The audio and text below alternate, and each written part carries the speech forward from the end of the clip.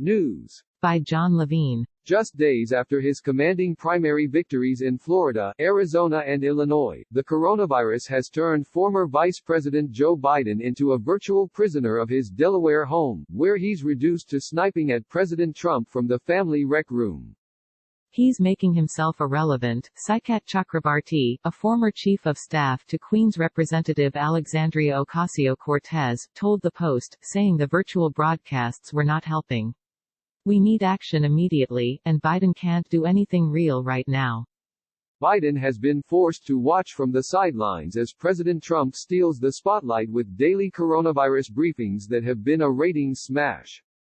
Though some experts have criticized the president for spreading inaccurate information and promoting untested antibiotics during his briefings, polls suggest Americans are increasingly pleased with his performance handling the deadly pandemic. The latest findings from Gallup show the president with a 49% approval rating, approaching a career high he last enjoyed in February during the height of his Senate impeachment trial. The same survey found 60% of Americans now approve of his handling of the coronavirus crisis, including more than a quarter of Democrats. I think Trump is being seen as handling the pandemic well by the public even though he was too late to start procuring any personal protective equipment. Chakrabarti said, explaining the polling bounce, adding that Biden missed his moment to make an impression. Trump is the only one going up every day and talking to the American people. Senator Bernie Sanders, whose challenge to Biden for the 2020 Democratic presidential nomination is sagging, has been in D.C. helping to hammer out trillions of dollars in coronavirus relief spending. The 78-year has also held several in-depth coronavirus town halls via Facebook Live. But Biden has gone nearly dark.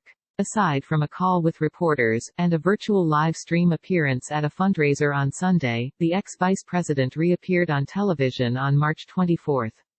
And his appearances have not gone smoothly. On his first day back in the air, Biden sat for an interview with CNN's Jake Tapper.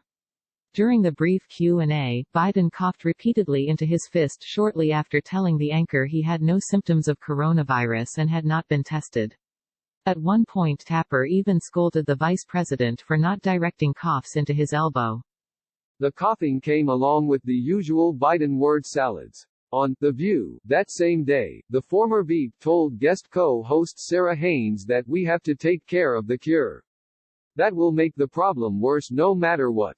He also had an emotional moment during a virtual CNN town hall Friday talking about personal loss and almost gave out his telephone number on live television. Many Democrats and armchair pundits have unflatteringly compared Biden's performance with Gov.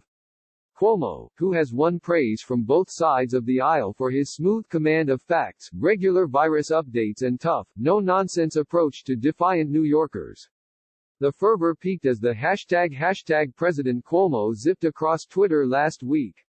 He is currently the only Democrat showing leadership in a moment of crisis, at least publicly, Chakrabarti said. Cuomo is doing the daily press conference, he's leading in a way that President Trump was. Reps for Biden's campaign declined to comment for this story. Though the pandemic has prevented Biden from deploying his famous retail political skills, his campaign has tried to remain active, putting out a blizzard of press statements including his own action plan to save the economy. He's made overtures to the base even while in isolation, including checking in to DJ D-Nice's club quarantine party on Instagram last week and making a virtual appearance on Jimmy Kimmel Live Thursday. The campaign is also confident Trump will ultimately botch the coronavirus response. Donald Trump's failure to take this virus seriously in the face of urgent and obvious warning signs will go down as one of most incompetent and ultimately harmful decisions by a president in recent history, a Biden aide told The Post. Biden continues to hold a small but enduring lead over Trump in national head-to-head polls, with recent surveys from Emerson, Monmouth and NBC News, WSJ all showing him out front. A Fox News polls this week gave him a 9-point lead.